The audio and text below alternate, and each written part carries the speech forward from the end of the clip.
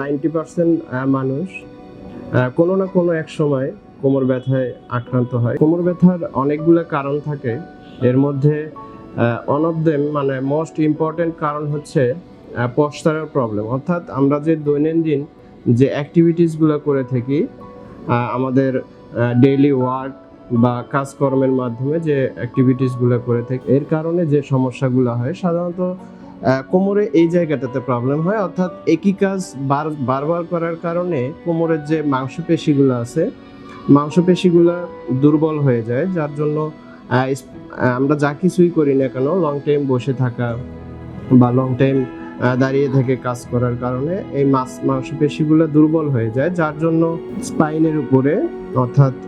লাম্বারে, সাধারণত lumber স্যাক্রামে pressure পড়ে এবং ডিস্কের উপর প্রেশার পড়ে, যার জন্য